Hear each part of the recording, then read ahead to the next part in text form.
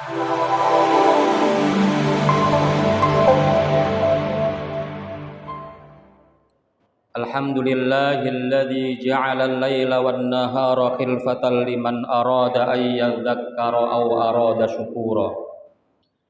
Alhamdulillahilladzi ja'ala asy-syamsa Alhamdulillahilladzi ja'ala asy-syamsa diyaa'a wal-qamara nura. Alhamdulillahilladzi amarna bit-ta'ati wal-imani wa nahana 'anil fusuqi wal-'isyani. Alhamdulillahilladzi ja'alana minal mu'minina al-qanitin. Ashhadu an la ilaha illallah wahdahu la syarika lah wa ashhadu anna Muhammadan 'abduhu wa rasuluhu la nabiyya ba'dah. Allahumma salli wa sallim wa barik ala hadzal nabiyyil karim Sayyidina wa maulana Muhammadin sallallahu alaihi wasallam wa ala alihi wa ashabihi wa man da'a bi da'watihi ila yaumiddin, amma ba'd. Ayyuhal muslimun wal muslimat, usikum wa iyaya bi taqwallahi faqad fazal muttaqun. Ya ayyuhalladzina amanu taqullaha haqqa tuqatih wa la tamutunna illa wa antum muslimun. Wa qala Rasulullah sallallahu alaihi wasallam, ittaqillaha haitsu ma kunta wa atbi'is sayyi'atal hasanata tamhuha wa khaliqin nasa bi khuluqin hasanin. Ma'asyiral muslimin wal muslimat, sidang salat gerhana yang dimuliakan Allah. Pada kesempatan yang berbahagia dan mulia ini, marilah kita sama-sama berusaha untuk terus meningkatkan kualitas iman dan takwa kita kepada Allah Subhanahu wa taala dengan cara melaksanakan segala perintah-perintah Allah dan meninggalkan segala larangan-larangannya. Dan semoga kehadiran kita di majelis yang mulia ini dicatat oleh Allah Subhanahu wa taala min zumratil muttaqin, termasuk golongan orang-orang bertakwa yang insyaallah mendapatkan janjinya masuk ke dalam surga nanti di akhirat. Amin ya rabbal alamin. Hadirin dan hadirat yang dimuliakan Allah Subhanahu wa taala, pada malam hari ini kita menyaksikan ada fenomena alam, terjadinya gerhana bulan yang total secara keseluruhan, yang kemudian kita bisa mengambil sebuah anggapan bahwasanya terjadinya gerhana bulan ini merupakan sebuah tanda dari sekian banyak tanda-tanda kekuasaan Allah Subhanahu wa taala yang harus kita fikirkan dan kita tafakkuri. Kita melihat bahwa saat ini kita sedang ditunjukkan oleh Allah Subhanahu wa taala tentang adanya salah satu kekuasaan Allah Subhanahu wa taala yang pada hakikatnya kita sering menyaksikan tanda-tanda kekuasaan tersebut. Tetapi tentu sikap di antara kita dalam menyikapi adanya tanda-tanda kekuasaan Allah itu berbeda. Tentu sebagai orang yang beriman, ketika kita diperlihatkan oleh Allah Subhanahu wa taala tanda-tanda kekuasaannya, maka kita harus mengikuti apa yang diajarkan oleh baginda Rasulullah sallallahu alaihi wasallam. Dalam sebuah hadis yang diriwayatkan oleh Imam Bukhari dan Muslim, bahwa terjadinya gerhana bulan, terjadinya gerhana matahari merupakan tanda-tanda kekuasaan Allah Subhanahu wa taala yang terjadi bukan karena kematian seseorang, bukan karena lahirnya seseorang. Dalam sebuah hadis Rasulullah mengatakan, inna syamsa wal qamara ayatani min ayatillah. Sesungguhnya matahari dan bulan termasuk dua tanda dari tanda-tanda kekuasaan Allah. Yukhawwifu bihima ibadahu. Allah ingin menjadikan hamba-hambanya sebagai orang-orang yang takut kepadanya. Dan wa innahuma la yankasifani li mauti ahadin minan nas. keduanya tidaklah terjadi gerhana karena kematian seseorang atau hidupnya seseorang. Jika kalian melihat hal tersebut, maka segeralah mengerjakan sholat, berdoalah kepada Allah hingga gerhana itu pudar kembali. Hadits inilah yang kemudian melandasi adanya perintah bagi kita semuanya untuk mengerjakan sholat gerhana. Hadirin ma'asyiral muslimin wal muslimat hafizakumullah.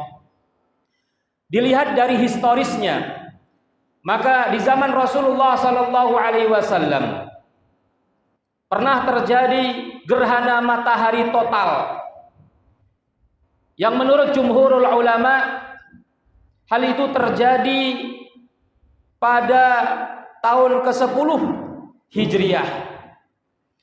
Dan pada saat itulah kemudian Rasulullah mengerjakan sholat gerhana bertepatan dengan wafatnya putranya yaitu Ibrahim. Dan kemudian ketika diteliti oleh para ulama yang ahli falak, maka mereka menetapkan, di antaranya mereka menetapkan bahwa terjadinya gerhana matahari total di zaman Rasulullah tersebut tepatnya pada tanggal 27 Januari tahun 632 Masehi atau tanggal 26 Syawal tahun 10 Hijriah, 2 bulan sebelum Rasulullah melaksanakan haji wada. Bahkan bisa diketahui dari penelitian ilmiah, terjadinya gerhana matahari total itu antara jam 7 pagi sampai jam 9.51 menit. Namun ada ulama yang lain yang mengatakan bahwa gerhana matahari pada saat itu terjadi pada bulan Rabiul Awal tahun 10 Hijriah, 1 tahun sebelum Rasulullah sallallahu alaihi wasallam wafat. Dan pada saat itulah kemudian Rasulullah mengerjakan ibadah sholat gerhana tersebut. Tetapi ternyata ada pendapat yang lain di antara para ulama yang mengatakan bahwa Rasulullah tidak hanya sekali mengerjakan sholat gerhana. Dibuktikan dengan adanya beberapa riwayat yang mengatakan bahwa Rasulullah melaksanakan sholat gerhana 1 rakaatnya, setiap rakaatnya dilakukan 2 kali ruku. Ada yang mengatakan 3 kali ruku, ada yang mengatakan 1 kali rakaat 4 kali ruku, bahkan dalam riwayat yang lain 1 rakaat 10 kali ruku. Maka riwayat-riwayat ini menunjukkan bahwa Rasulullah melaksanakan sholat gerhana tidak hanya sekali. Terjadinya kontradiksi ini kemudian para ulama mengambil pendapat tarjih dan jumhur mengatakan bahwa yang paling kuat di antara semua riwayat itu adalah riwayat di mana Rasulullah mengerjakan sholat gerhana hanya sekali dan setiap rakaatnya hanya 2 kali ruku. Kemudian juga diteliti oleh para ulama ahli falak. Ternyata di zaman Rasulullah, dari mulai Rasulullah hijrah sampai wafat, terjadinya gerhana ini tidak hanya sekali, tapi kebanyakan tidak nampak sehingga tidak dilaksanakan sholat. Terhitung ada 23 kali terjadinya gerhana, 14 kali terjadi gerhana bulan dan 7 kali terjadi gerhana matahari. Dan ini adalah menurut penghitungan hisab yang dimiliki oleh para ulama falak. Maka ternyata di zaman Rasulullah seringkali terjadi gerhana tersebut.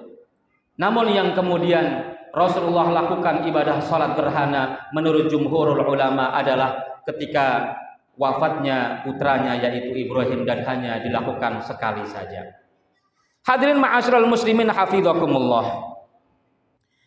Kemudian sebagaimana disebutkan dalam hadis yang tadi saya bacakan, bahwasanya terjadinya sholat, dilaksanakannya sholat gerhana oleh Rasulullah dan para sahabatnya adalah dilatar belakangi adanya terjadinya gerhana matahari tersebut.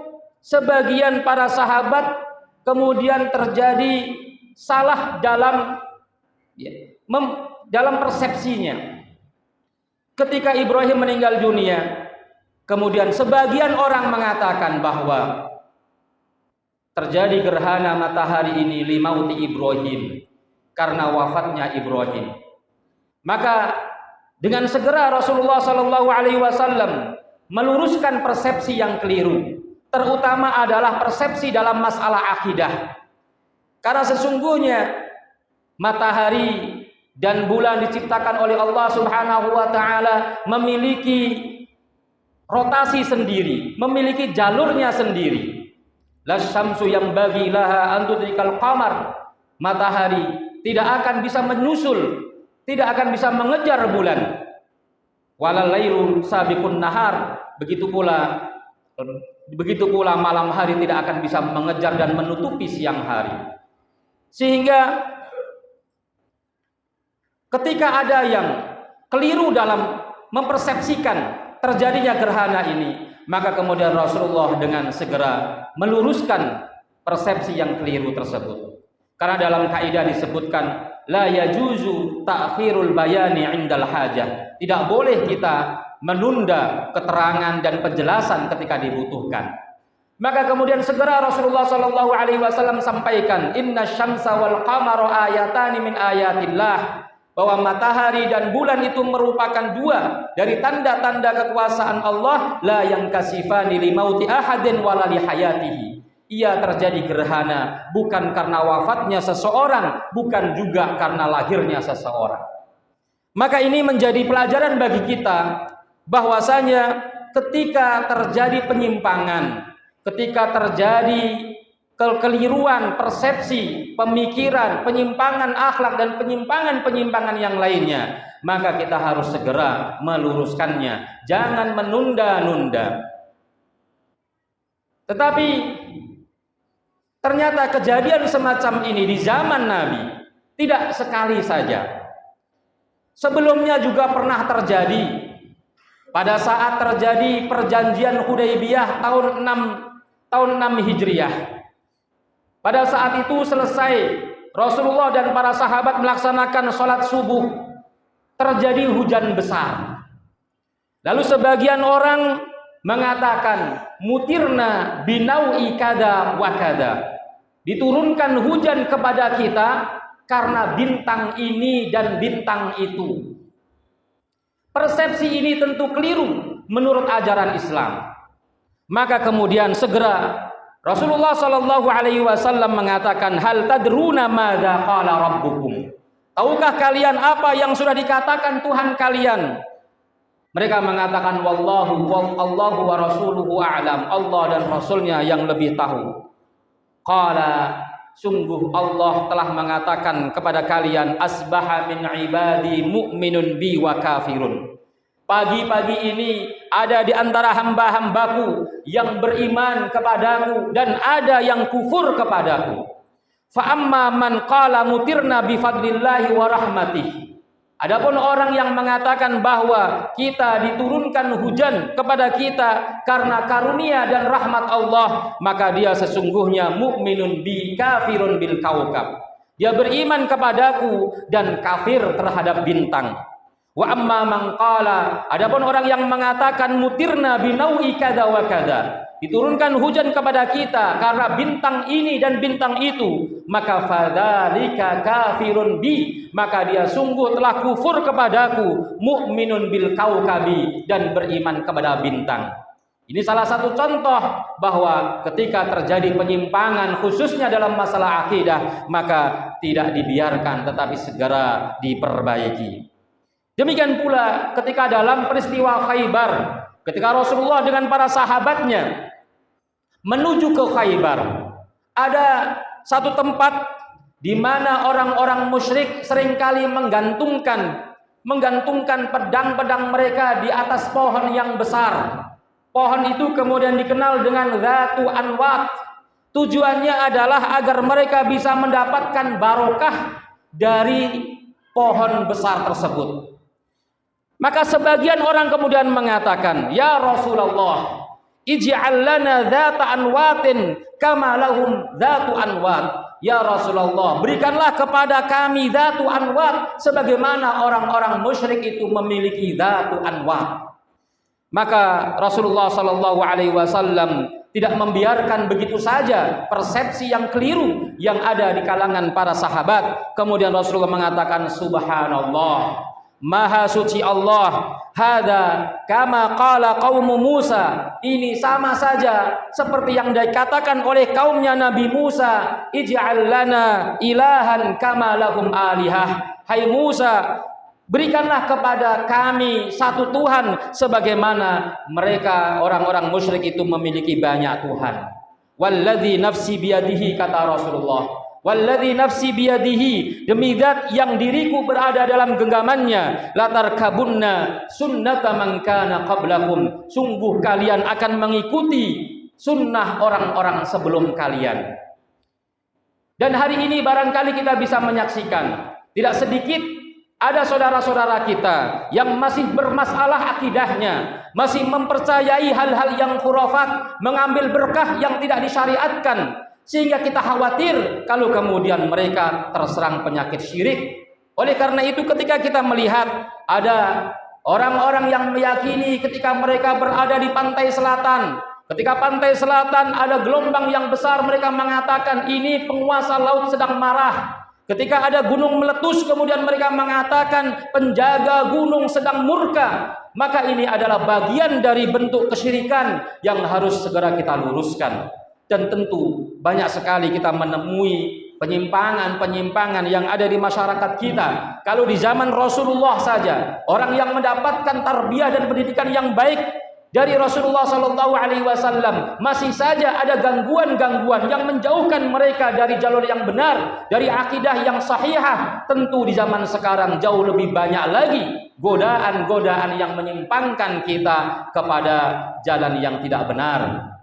Hadirin ma'asyiral muslimin wal muslimat hafizakumullah. Kemudian apa manfaat yang bisa kita dapatkan dari peristiwa gerhana seperti ini? Secara sharih, secara jelas Rasulullah sallallahu alaihi wasallam mengatakan, yuhawwifu bihi ma ibadahu, bahwa terjadinya gerhana matahari atau bulan itu adalah cara Allah Subhanahu wa taala membuat hamba-hambanya takut kepadanya.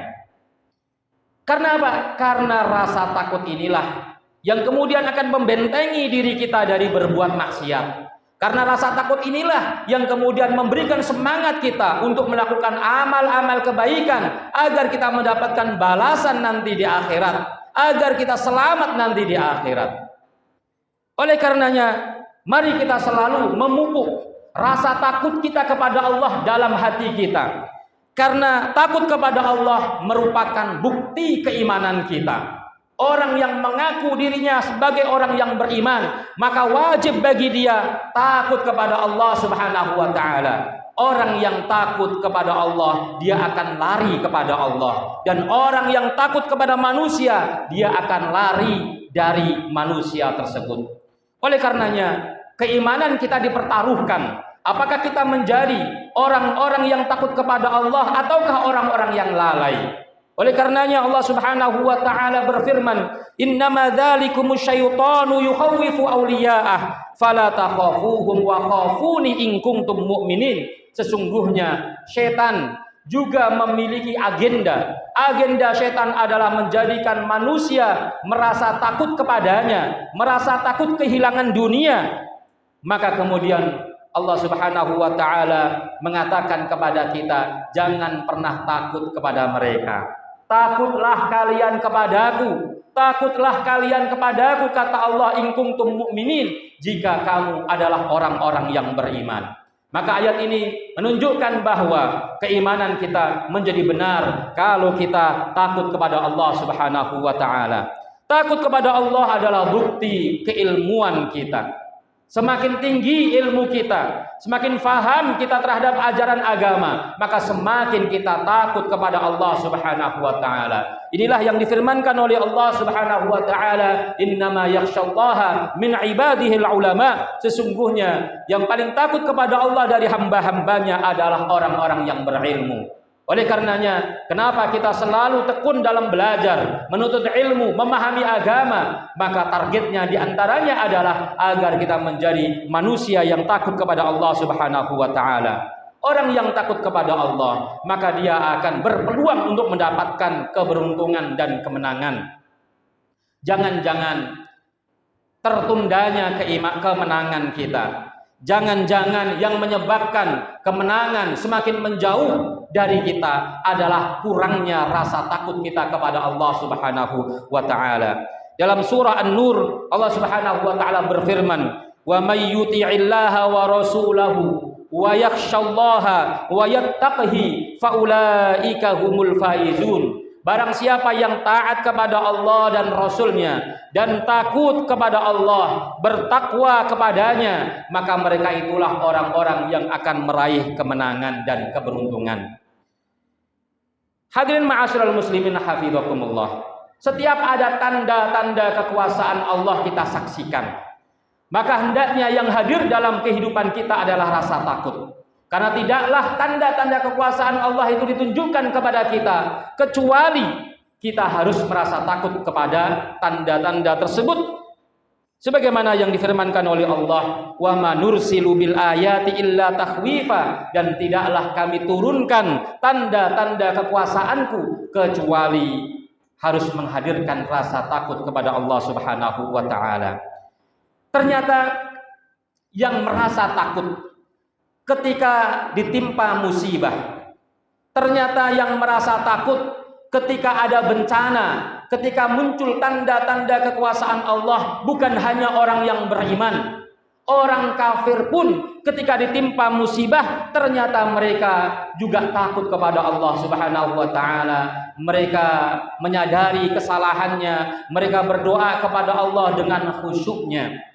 Sebagaimana yang difirmankan oleh Allah Subhanahu wa taala dalam surah Az-Zumar ayat yang ke-8, "Wa idza massal insana dzurr da'a rabbahu muniban ilaihi." Dan ketika manusia ditimpa musibah, maka dia berdoa kepada Tuhannya dengan cara khusyuk kepadanya.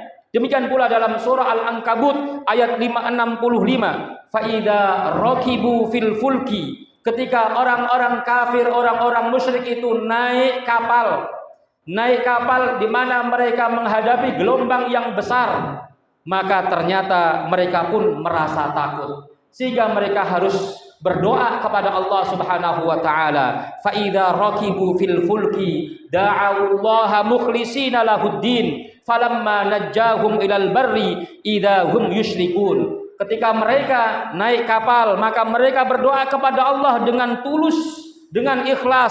Namun ketika Allah selamatkan kembali mereka ke daratan, maka mereka tiba-tiba menjadi orang yang musyrik. Hadirin ma'asyiral muslimin hafizakumullah. Kita pun juga demikian. Seringkali kita menyaksikan tanda-tanda kekuasaan Allah, tapi kita tidak membuat kita takut, justru kita berpaling dari Allah Subhanahu wa taala. Bahkan itu juga difirmankan oleh Allah Subhanahu wa taala sebagai peringatan bagi kita agar kita tidak mengikuti orang-orang yang berpaling ketika melihat kekuasaan Allah Subhanahu wa taala. Dalam surah Yusuf ayat 105, Allah berfirman, "Wa ka'ayyin min ayatin fis samawati wal ard yamurruna 'alaiha wa hum 'anha mu'ridun." Betapa banyak tanda-tanda kekuasaan Allah yang ada di langit, yang ada di bumi, yang mereka lewati, yang mereka saksikan, tetapi justru mereka berpaling darinya. Hadirin ma'asyiral muslimin hafizakumullah. Lalu apa yang perlu kita lakukan agar benar sikap kita ketika kita melihat gerhana? Dalam banyak hadis, maka kita bisa menyimpulkan yang mesti kita lakukan adalah melakukan ibadah dan banyak kebaikan. Secara khusus Rasulullah Shallallahu Alaihi Wasallam mencontohkan kepada kita, yang kita lakukan adalah sholat dan berdoa, sebagaimana disebutkan dalam hadis yang diriwayatkan oleh Bukhari dan Muslim. Fa'idha ra'aitumuha, ketika kamu melihat kedua gerhana itu, fad'ullaha, berdoalah kamu kepada Allah, wasallu, dan salatlah kamu hatta yanjaliya, hingga berakhir gerhana tersebut.